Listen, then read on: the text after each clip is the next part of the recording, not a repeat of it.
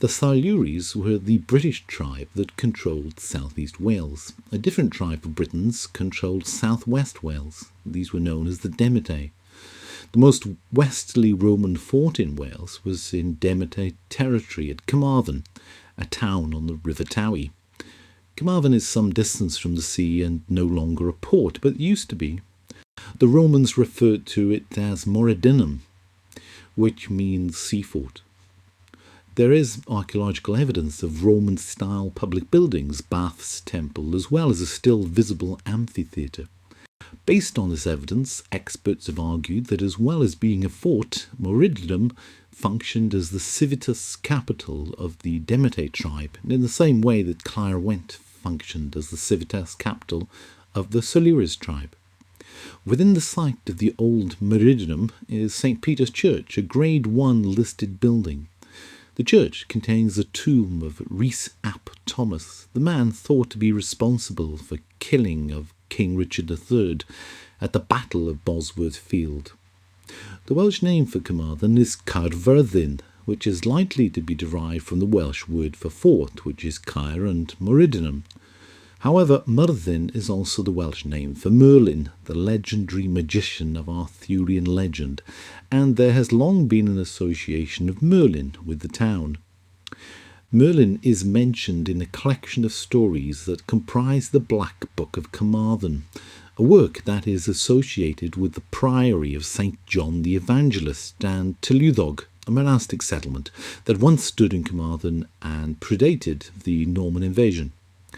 The story of Merlin is also told by the 12th century cleric Geoffrey of Monmouth in his Histories of the Kings of Britain. Monmouth is a town in former Silures territory on the Welsh side of the border between England and Wales.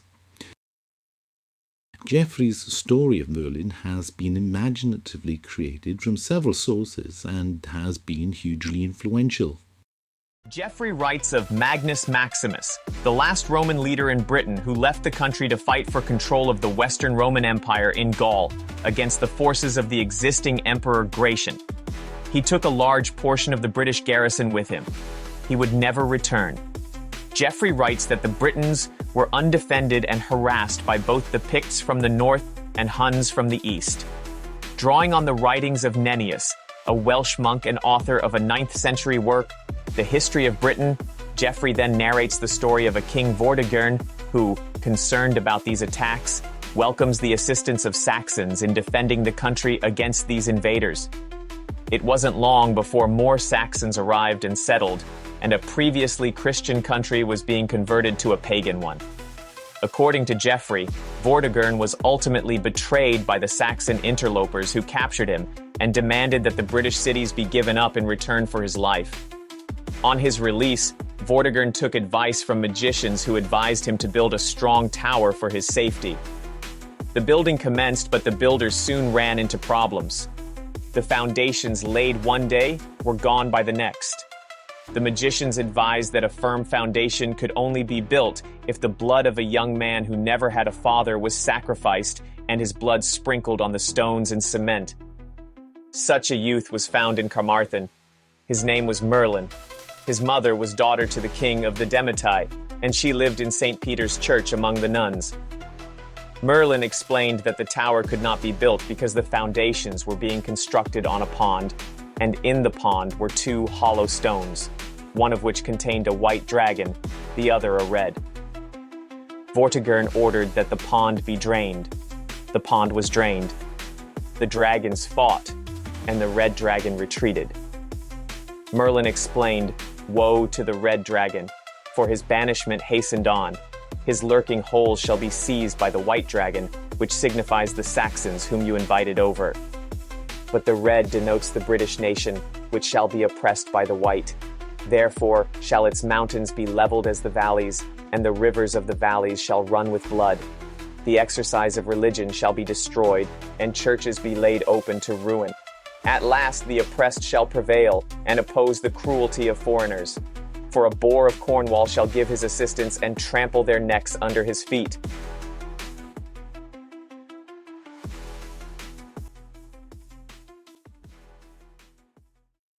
The boar of Cornwall is a reference to King Arthur. The red dragon has been made part of the Welsh flag. It is not difficult to see in this story an explanation that it is impossible to build anything in a nation of people who share different values, because there can be no solid foundation. There will inevitably be conflict. Much of the narrative pushed by first or second generation migrants to this country is that Britain has a shameful historical past. A lot of the things that tend to be associated with Britishness are being English, so I find it a bit hard to relate to that. But yeah, Welshness. I think historically the Welsh have never really occupied or oppressed people. More Welsh because I can affiliate with them, and I feel they are, we are like Welsh, and Welsh people are like us. Britain has a bloody colonial history that I would like to detach myself from it. Is this fair? Obviously, there are positives and negatives, but the negatives do seem to be emphasised at the expense of the positives. The British Empire invested in infrastructure projects like railways, roads and ports. They introduced a system of law and administration. They did facilitate economic development in some areas through trade and investment, and in some places established schools and hospitals. Slavery was not legal in Britain after the Norman Conquest in the 11th century. In 1807, Britain became the first country in the world to ban the slave trade throughout its empire. In 1833, Britain was the first country in the world to make slavery illegal throughout its territories. It was Britain that set up the West Africa Squadron to attempt to stop the trade in slaves undertaken by other nations. Europe was forged from the remnants of Christendom that survived the Muslim conquests of the first millennium. So how does the British Empire compare with the Muslim Empire? Egyptian-German scholar Hamid Abdel-Samad compares the attitude to slavery of Muslims to the attitude to slavery of the West. بنتكلم عن آخر دين جهل البشرية. المفروض إن هو جاي بقى بيرسي قواعد أخلاقية للتاريخ. ده الدين بقى اللي علمنا إزاي ندخل الحمام، وعلمنا ناكل إيه وما ناكلش إيه، وحرم علينا الأصنام، وحرم علينا الأزلام، وحرم علينا الخمور، وحرم الخمور بالتدريج. طب ليه القرآن ما حرمش الرق بالتدريج؟ بل بالعكس، القرآن في 29 آية بيقر الرق. الآيات اللي بيتكلم فيها بقى إيه؟ الذين هم لفروجهم حافظون إلا على أزواجهم أو ما ملكت أيمانهم فإنهم غير ملومين.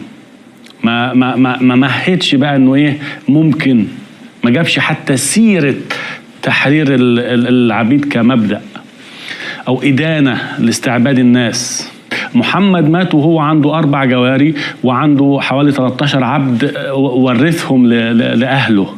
عثمان بن عفان كان عنده ما يقرب من 1000 من العبيد والجواري. خش بقى، مش عايز اجيب لك بقى استعبدتم الناس بقى بعد كده. اكبر شعب في العالم استعبد الافارقه كانوا العرب، اكتر من الامريكان واكتر من الانجليز والفرنساويين بكتير. احنا اعتذرنا امتى عن استعباد ملايين البشر؟ ومش بس على حد افريقيا، ما احنا بركاتنا شملت العالم كله. احنا لما رحنا شمال افريقيا استعبدنا، اول ما احنا بندخل بنقول بسم الله الرحمن الرحيم كده 300,000 على طول كده من الامازيغ طازة. 300,000 ده في اول دخلة بتاعت موسى بن نصير. لما رحنا الأندلس ده في أول دفعة، أول ما دخلنا بس كده 150,000. ورجع موسى بن نصير لدمشق ب30,000. لا، بعت 60,000 من اللي هم بتوع الأمازيغ، بعتهم لدمشق للخليفة. ليه؟ عشان خمس الغنائم. لما فتحوا الأندلس رجعوا ب30,000 عذراء من بنات القوط، من نبلاء القوط. تخيل انت كده لما يجوا ناس عندك انت بلدك الإسلامية وياخدوا 30,000 عذراء عشان خاطر يتسروا بيهم في أوروبا، كنت هتصرخ وتملى الدنيا صريخا. لكن انت لما تعمل ده يبقى فتح من الله ونصر قريب، يبقى ده أحل الله لك. شفت بقى سكيزوفرينيا؟ ده إبراهام لينكولن قاد جيش من البيض ليقاتل جيش آخر من البيض في الجنوب الأمريكي عشان يحرر العبيد. مش كان أولى بخير الخلق أجمعين إن هو اللي يبدأ المبادرة دي؟ مش كان أولى بالعالم الإسلامي اللي جاء بقى يعني يخرج الناس من الظلمات إلى النور إن هو ياخد هذه المبادرة؟ لا، احنا اللي نيجي بقى دلوقتي واحنا دلوقتي بنذكر أمريكا ونقول لهم مش عارف عملتوا السود ازاي. طب ما بص لتاريخك انت، ما حدش استعبد البشرية قدنا، ما حدش اغتصب بشر قدنا وبشرع الله، بشرع الله. الدول العربية ما ابتدتش تبطل تجارة العبيد غير لما الاستعمار جاء. يعني الاستعمار كان أحد الأشياء الإيجابية بتاعته إنه حرم تجارة العبيد. لما إنجلترا سيطرت على مصر والهند، يعني هو ده كان مفصل تجارة العبيد، فمنعت هذا الشيء. ومع ذلك ظلت تجارة العبيد في الدول العربية حتى نهايات القرن العشرين. Coptic Christian Raymond Ibrahim explains the rapid rise of the Muslim empire after the death of Muhammad. But at any rate, so you have now the Muslim power is consolidated under Abu Bakr, and then later the other Caliph Omar, who are companions and friends of Muhammad. And now the jihad is waged in earnest. Now, here's the first interesting thing that few people understand. In 632, if I talk to someone, your average person, and I talk about the Middle East or North Africa, and they know it's Muslim, they don't know how it got Muslim. They think it's always been Muslim. In the dawn of Islam, during this time that I'm discussing, 632 and so forth, the Eastern world, nor Egypt, Greater Syria, as it was called, which encompassed modern-day Israel, Jordan, Lebanon, it was a big chunk, Anatolia, or Turkey, what we call Turkey, and like I said, Egypt, all the way down to Morocco, Mauritania, and Augustine's Hippo was there in Tunisia. All that was actually more Christian than Europe. So if you talked about Christianity at the dawn of Islam, you were talking about Egypt, you were talking about Syria, you're talking about Asia Minor, Greece, of course, and Europe. But Europe was actually less Christian. And of course, anything northwest of the Danube Rhine was still not even Germany. The Scandinavian lands hadn't even reached Christianity at that point.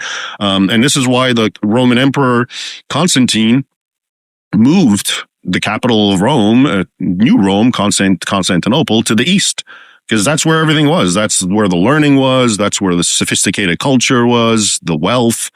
All right. And again, when people... we have records of people traveling through Egypt, and they say all we heard from the top of the Nile to the bottom is just hymns and church bells, etc. This is before Islam. Same thing with Syria, okay?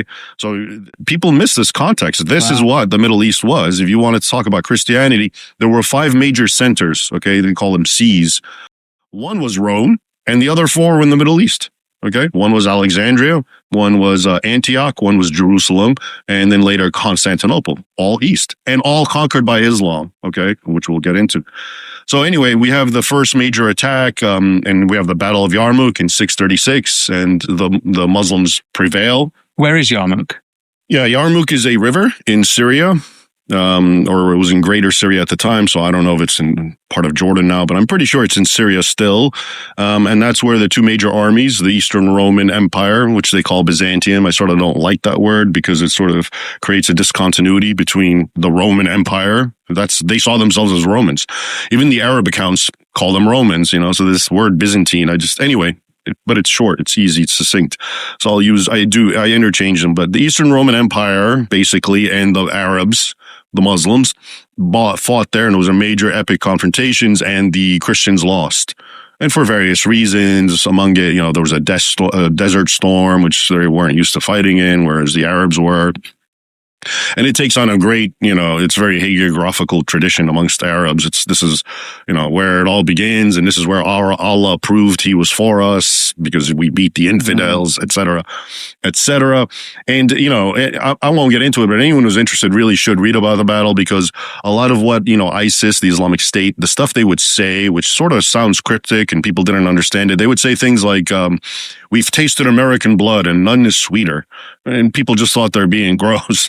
Actually, they were quoting characters from the Battle of Yarmouk, Muslim heroes, specifically Khalid bin al-Walid, known as the Sword of Allah, who said to the Romans, "We've tasted Roman blood and none is sweeter." All right. So when a lot of the things they would say is actually from that battle and other battles as well. But that's how, you know, these battles and major confrontations with the Christian world where they prevailed still figure very prominently in their historical consciousness, whereas to most Westerners, they have no clue. Right. Yeah. So at any rate, the battle happens, the West, the Christians lose. And now begins the great takeover of the Middle East. All right, Egypt, which was a major center for the Roman Empire, gets conquered 4 years later, right, or 5 years, around 640, 641, and you know they continue marching all the way west until they get to Morocco around 690. They take over Carthage, you know, where and Augustine and Hippo, so all these major centers, and in Syria as well, completely conquered. Jerusalem is conquered 1 year after Yarmouk.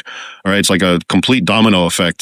And there's theories of why this is. One of them is that the Byzantine Empire was very weakened at the time, but also the Muslims enter and conquer Persia, the Sasanian Empire at the time. Okay, and now now Iran's been conquered, and they continue eastward. But for brevity's sake, I'll continue focusing on the Western Christian world. And so now, from 632, the year Muhammad died, 1 century later, 732. Muslims are now in the middle of Europe, fighting and abducting people and destroying churches. Not just the middle of Europe, I mean, as far north as Tours in France. That's why that's the date. 732 is the Battle of Tours, which is right in the heart of France. Spain has been conquered since 711. Okay, now after they took over Morocco, now they sailed into Spain, and that was completely conquered and devastated. And now they're in the middle of France, okay, attacking, and this is the Battle of Tours. So in 1 century from Muhammad's death, and historians have actually quantified it, but it's basically they conquered 3/4 of the original Christian world permanently. Wow. In Spain, not permanently, but for like 8 centuries they were there. And of course, in France, they still continued depredations. And the Mediterranean islands were all conquered around the 8th century. You know, Sicily and Malta and all of them, Cyprus and Rhodes for centuries. And again, it's, to me, I'm just baffled at how people don't understand these were not just Christian countries. These were the main Christian countries, and they just got conquered and Islamized, and nobody knows this. If you talk about those countries now, like Egypt or Syria, most people just have this vague notion they were always Muslim, and Islam spread there.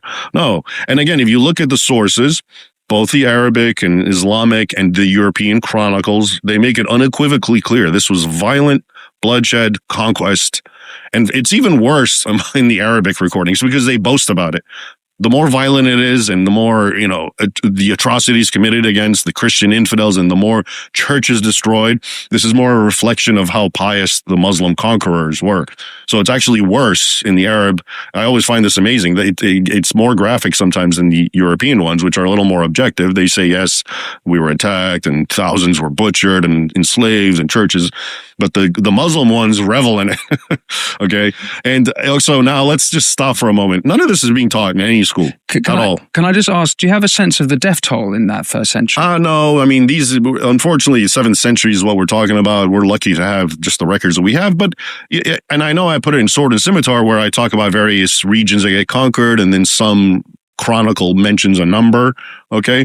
But it's very hard. It's very sketchy that time. I mean, this is we're now nearing to what traditionally was called the Dark Ages, because we have, which by the way, and we can get into, is a product of Islam. Okay, and many people don't know this. And since I'm at it, okay, we're almost there. So basically, after what happened and so the Mediterranean used to be known as kind of the Roman lake, and everyone, Egypt and Syria and all of North Africa and Europe were all connected. It was part of one empire. After Islam took everything basically south of that, North Africa and the Middle East, and I already told you that was the richer, more profound, the more sophisticated region. Little Europe, the rest of the Christian was cut off completely. Papyrus ended. It used to come from Egypt. That supply was eliminated. All of that is historically, was the beginning of what historians would call the Dark Ages. Okay. And you don't know. I mean, and one historian, Henry Perrin. He was, I think, a Belgian historian in the 19th century, an Orientalist, as they called them. He actually had an entire thesis about this. And basically his line is, without Muhammad, there'd be no Charlemagne. The rise of Charlemagne and the Frankish state was basically a response to the nonstop Islamic aggression and the and the discontinuity of the Mediterranean. This is why now Europe had to develop on its own and start anew. And it was, it was the young kid on the block, the barbarians who had, conquered and assimilated into Christendom in the 5th century and whatnot. They no longer had the assistance of the East as they did before. Okay. And so now they became the small final bastion of Christendom, and they continued being attacked by Muslims. To finish this idea of the Dark Ages. So so people will tell you the Dark Ages historic, and they don't even want to use that term anymore for various reasons, but they would say it was the 8th century and the 9th century. And they would tell you because of Viking attacks and, attacks from nomadic tribes in the east. But the real attack was Islam. Okay. That was the main one from the south. And the Vikings, people don't even understand that a lot of the Viking raids, especially for slaves, white slaves, was to feed the Arab slave emporium, because there was such a demand for white slaves. So Vikings were selling. Yeah, they would go to Ireland and England and France and wherever and conquer. And all those slaves, most of them would be sold down through the rivers of Russia to the caliphates, the Abbasids, for example, the Abbasid Caliphate. That used to be a well-known thing. And we know this as well because a lot of the treasure troves of Viking coins that are found in Scandinavia are Arab coins. So what commodity do Vikings have to give? Slaves. And we also have records for it. So, the whole point is Islam has had a profound impact on the shaping of Europe. And there's historians, I quote one in one of my books, something Cardini, where he basically says Islam was a midwife to Europe. It created Europe. And the reason Europe became martial and you had the night culture and everything and a very staunch Christian kind of defensive posture was because of Islam. It was surrounding it. And they knew what happened. They understood that 3/4 of Christendom was destroyed and conquered and Islamized. We haven't even reached the Crusades. Okay. And look what Islam had done. And I'm here to tell you, because I've looked at this and parents write to me about school books, textbooks, and social science books.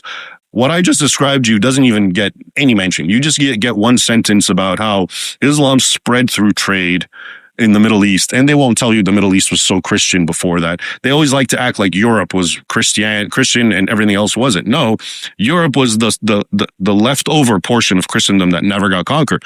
Portions of it did, Spain and the Balkans later under the Ottomans.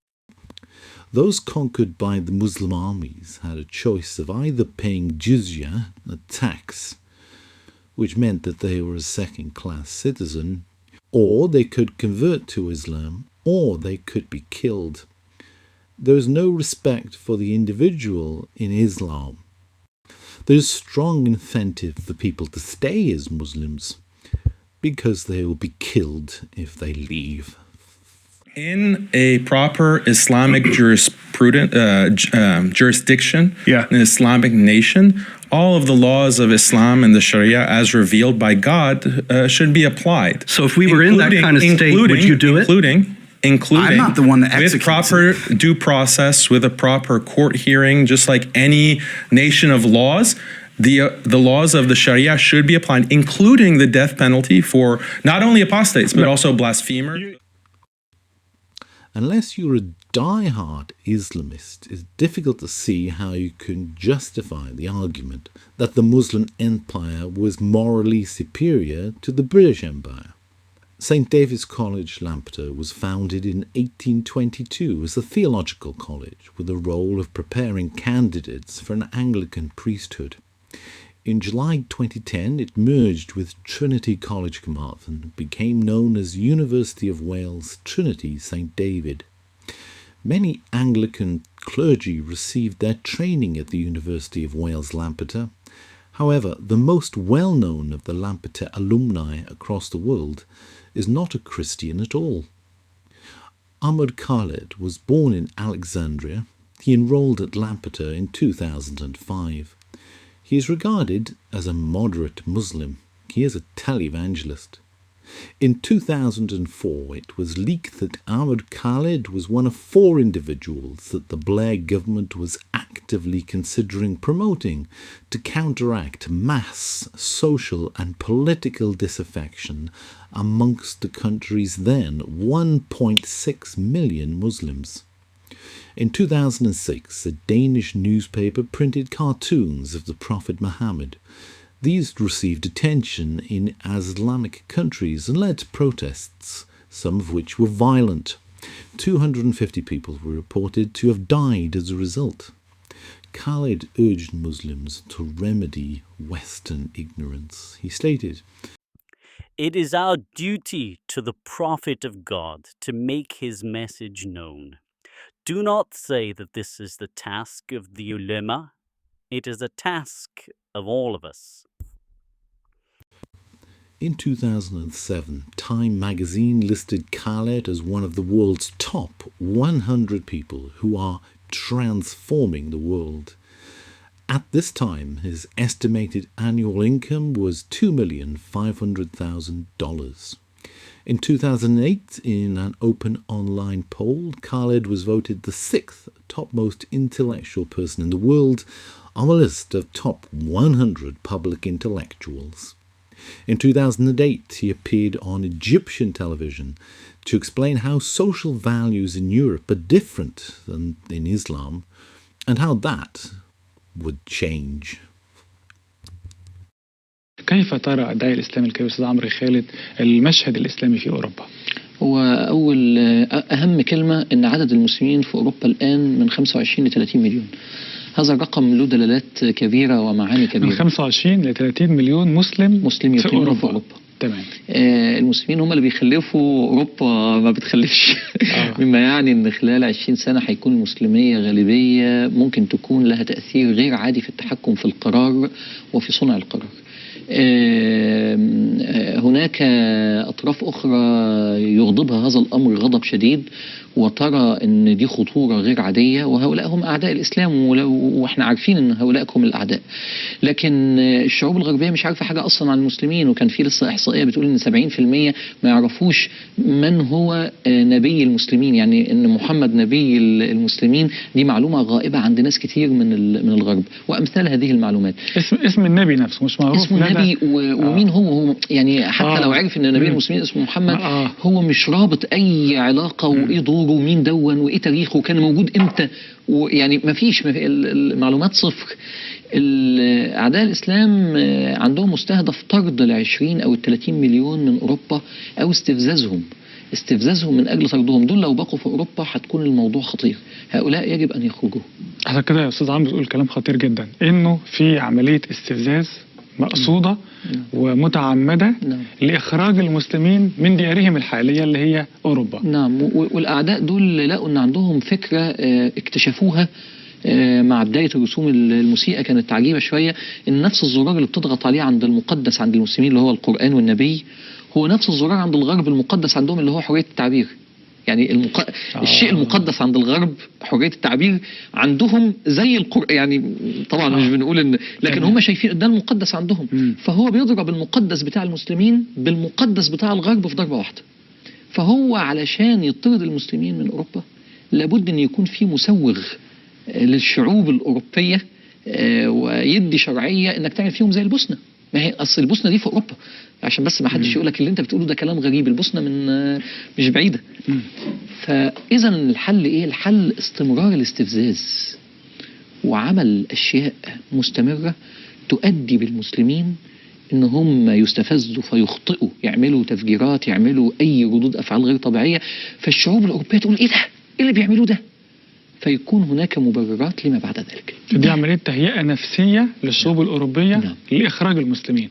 بالظبط. ده كلام خطير قوي يا أستاذ عمرو. حضرتك اللي أنا بقوله ده على فكرة في الآخر تحليل، لأن إيه المصلحة إن كل يوم والتاني تطلع أشكال مختلفة من الإساءة ومعروف إن دي بتعمل إيه؟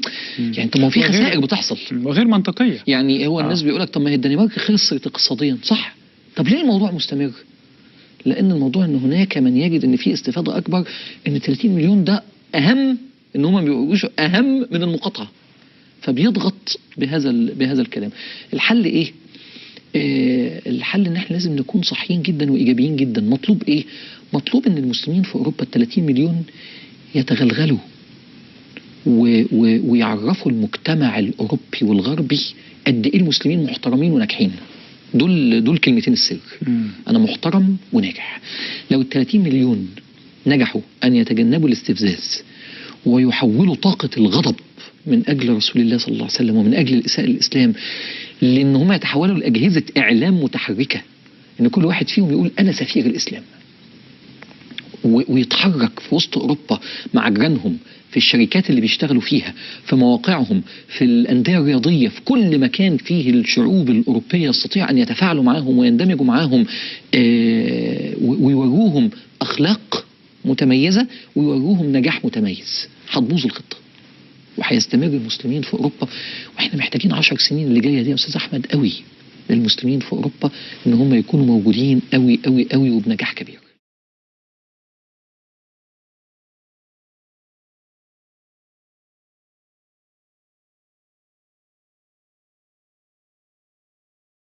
Is Wales ready and willing to welcome all refugees from Gaza, and not only those with British passports? There are 1.5 million internally displaced people in Gaza, which is more than half of the population, and half of all housing in the besieged Gaza Strip has already been destroyed or damaged. Scotland's First Minister, Humza Yousaf, along with City of Sanctuary, has called on the UK government to welcome Palestinian refugees to the UK and for the international community to commit to a worldwide refugee programme for the people of Gaza. Once the UK has done this, the First Minister of Scotland has said that their country was willing to offer safety and sanctuary to those being forced to flee death, disease and destruction. Within the Nation of Sanctuary and Asylum Seeker Plan, one of the action's points are continue to promote Welsh values of welcoming those fleeing violence and persecution of war. So given this, what discussions have you had with the UK government regarding the creation of a refugee resettlement scheme for those in Gaza who want to and are able to leave? Do you echo the calls of Humza Yousaf? Is Wales ready and willing to welcome all refugees from Gaza, and not only those with British passports, especially given the Tory Westminster government's determination to break international law to enact its cruel immigration policies?